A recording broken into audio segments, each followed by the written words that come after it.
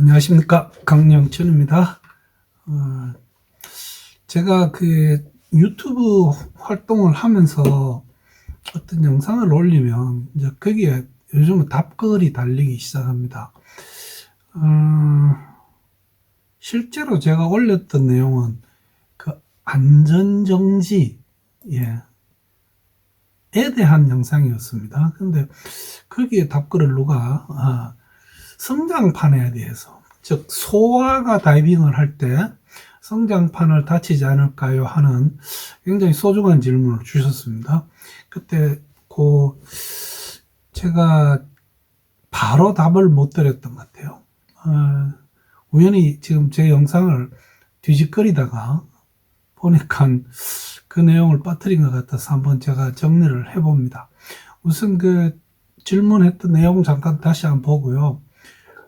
소아 다이빙에 대한 이슈는 제가 아주 오래 전에 유튜브 영상을 올려놓은 게 있습니다. 그 내용을 제가 이번에 다시 한번 들여다봤는데 내용이 상당히 좋습니다. 그래서 다이빙 교육하시는 분들이나 특히 어린애들을 키우면서 우리가 부모가 같이 다이빙 하시는 분이라면 그 애기하고 같이 다이빙 하는 거에 대한 로망이 있죠. 그리고 굉장히 행복합니다. 그래서 그 이야기를 한 번 더 드리겠습니다. 어떤 그 중국에 있는 그 의사팀들이 스포츠 의학이라는 잡지에 본인들이 한 실험에 대한 어떤 그런 결과를 논문으로 발표해 둔 게 있습니다. 제가 한번 읽어보니까 솔직히 말해서 저도 평생 동안 논문을 많이 쓴 사람인데 그 논문 자체는 좀 허접한 것 같지만 일단은 이게 스쿠버 다이빙, 소아 스쿠버 다이빙과 성장판의 어떤 손상 같은 것을 다룬 내용이어서 제가 좀 소개시켜드리고 나름 결론까지 한번 맺어보겠습니다.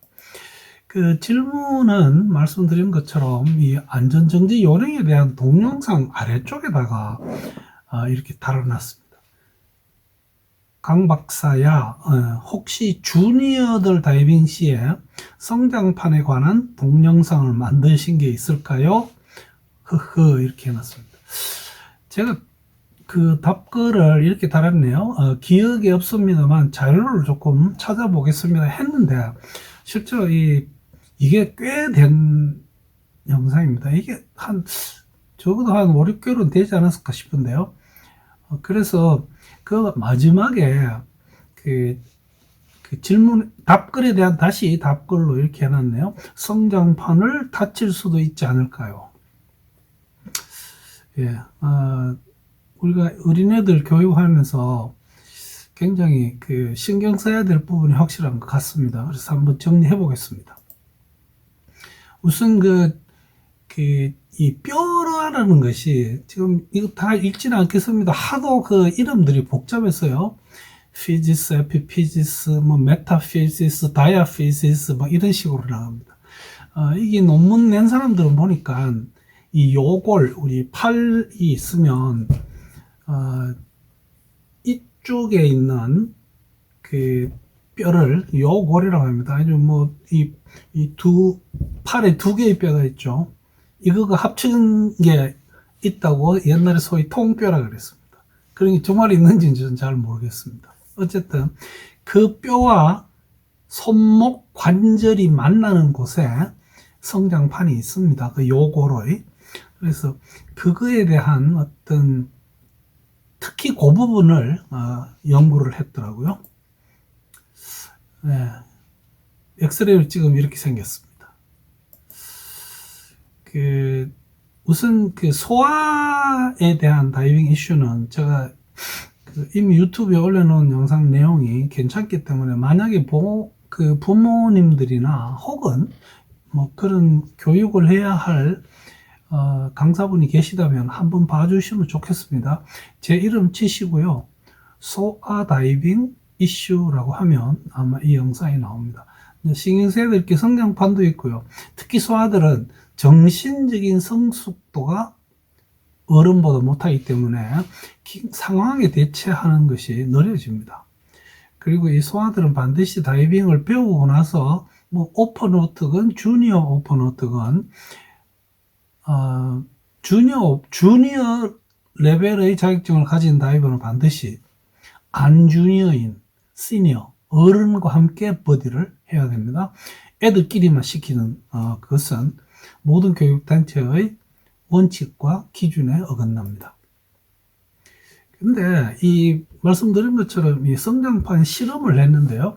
이게 2019년 7월에 스포츠의학이라고 하는 저널에 실렸습니다. 광저우 스포츠대학이라는 게 아마 있나 봅니다. 이 사람들이 연구의 내용은 장기간 다이빙을 할 때 성장기 다이버의 요골, 이 팔뼈요, 의 성장판의 형태와 그 성장판의 성장에 미치는 연구, 이렇게 해놨습니다. 그래서 우리가 소위 말하는 이제 코호트 스타디죠. 전향적으로 하는 그런 걸 해놨습니다. 근데 그게 조금 이상한 것이 대상이 프로페셔널 다이버라고 해놨어요. 10세에서 17세 38명을 모았습니다. 근데 이 10세에서 17세는 프로페셔널 다이버가 될 수 없습니다. 다이빙을 많이 하는 아이, 프리퀀트 다이버, 뭐 이렇게 했으면 제가 뭐 이런 식의 생각을 하지 않았을 것 같아요. 어쨌든 10세부터 17세, 지금 현재 소아 다이빙 자격증 혹은 인증증이 나가는 교육 프로그램은 10세부터 시작이죠. 체험 다이빙은 그런 기준이 없습니다. 해도 됩니다.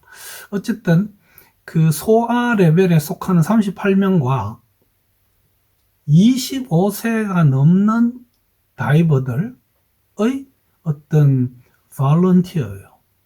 자원 지원해 주신 분들을 상대로 이 조사를 시행했습니다. 그래서 실험을 시작하기 전에 손목의 양쪽 손목에 다 MRI 같은 걸 찍어서 현재 상황을 이제 파악을 먼저 하는 거죠. 그래서 현재 그 성장판에 약간의 상해의 흔적이 있는 애들을 A그룹으로, 그렇지 않은 그룹은 B그룹으로, 그리고 자원봉사하시는 25세 이상의 성인 다이버를 C그룹으로 이렇게 나누었습니다. 해가지고 상당 기간 다이빙을 진행을 합니다. 지금 제 기억에 한 8년 정도 했었던 것 같습니다. 실험을 했는 결과가 통계적인 의미가 있었다고 되어 있고요. 전체 38%에서 다이빙을 많이 한 애들에서 성장판의 손상이 나타났습니다. 좌측보다는 우측이 더 많은데, 결국은 이 말은 다이빙 하면서 우측 손을 더 많이 쓰기 때문에 그런 게 아닌가 보이고요. 그 다음에 성장판이 자라는 어떤 그 두께에서도 차이가 발견됩니다. 즉, 다이빙을 많이 하는데, 다이빙 시작하기 이전에 이미 성장판에 약간 손상이 있었던 애들은 두께가 얇습니다. 갈수록. 그래서 이 실험 결과의 어떤 결론을 말하자면, 솔직히 저는 아주 허접한 논문이라고 생각합니다만은 어린애들이 다이빙을 많이 하면, 오랫동안 많이 하면 성장판의 손상을 일으킬 수도 있겠다, 이렇게 결론을 내립니다. 그 다음에 그 성장판은 이게 자라는 거고요. 뼈 자체가 또 굵어지는 것도 있는데요. 그것도 지장을 좀 주는 것 같다. 그 원인 중에는 다이빙 중에 가해지는 그 손목의 어떤 하중, 이것이 어떤 역할을 한 것이 아니겠느냐. 그러나 한 번씩 다이빙 하는 경우는 이런 것을 과연 걱정할 필요가 있을까? 우리가 주로 부모들이 이런 질문을 하죠. 내가 지금 애 12살짜리인데 이번에 여행 갈 때 같이 다이빙 하려고 하는데 괜찮을까요? 뭐 이런 한두 번, 뭐 며칠 이렇게 하는 것이 특별히 애한테 감압병을 일으킬 수 있는 요인을 제공하지 않는다면 크게 문제될 게 없습니다. 이제 사일런트 버블이라는 용어가 있죠. 이것은 감압병 증상을 일으키지는 않지만 우리 몸속에 존재하는 질소의 버블입니다. 이것이 혹시 성장판에 들어가서 어떤 상해를 주면 어떡하느냐, 이런 것이 지금까지의 이슈였고, 이것에 대한 답을 내기 위해서 광저우 대학에 계시는 분들이 나름 열심히 연구하고 해서 논문을 허접한 걸 내놨습니다만, 성장판에 영향을 줄 수 있다는 것이 결론이기 때문에 애들의 경우에, 아직 발육하고 있는 애들에게 다이빙을 너무 많이 시키는 것은 상당한 주의를 요한다. 그 다음, 애들은 어차피 정신적으로 성숙하지 않았기 때문에 사실 어떤 위급한 상황이 발생했을 때 거기에 대처하는 제일 중요한 것이 어떤 게 있냐면요, 공기가 고갈된 듯한 느낌이 있을 때 치솟아 올라갑니다. 그러면서 숨을 참아버리면 배파열이 오는 거죠. 실제로 그걸로 인한 사망사고가 있습니다. 자, 그래서 몇 가지 더 이 보태서 제가 설명드리겠습니다. 이 DAN에서요, 다이브 얼러트 네트워크에서는 1989년에서 2002년까지 전 다이버 보고된 사망 건수 중에서 17세 이하가 1248명 중에서 24명이 있었어요. 약 2% 가까이 됩니다. 익사가 많고요. 공기색전으로 인한 사고사가 있습니다.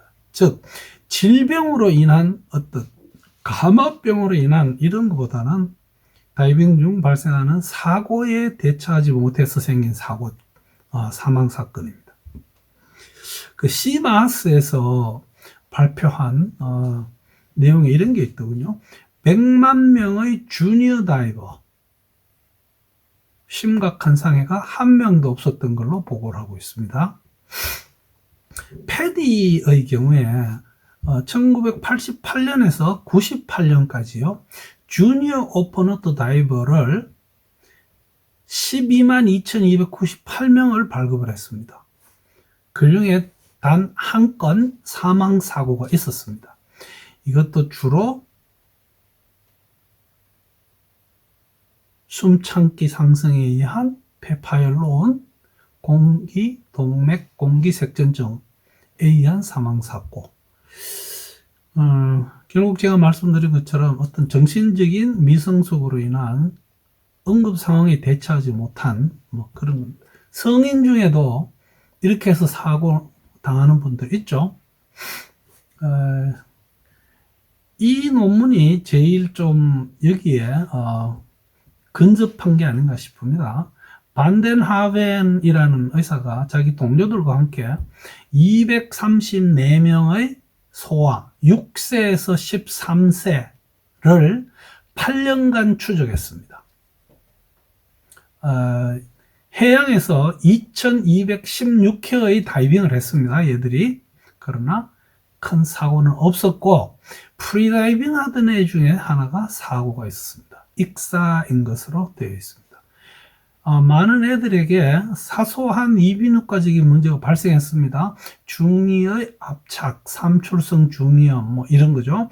고막 손상, 웨이도염, 부비동 압착, 이런 거에 의한 어떤 문제가 있었지만 모두 다 회복이 되었습니다. 그래서 소아 다이빙은 부모나 강사가 잘 이끌면 상당히 안전하다고도 할 수 있습니다. 성인에 비해서 오히려 사고가 더 작습니다. 그래서 여러분들이 혹시 애들하고 같이 다이빙 하시고 싶은 분들은 어른보다 더 많은 주의를 기울이시면 안전하게 부모와 함께 애들이 다이빙할 수 있다, 이런 결론을 내리겠습니다.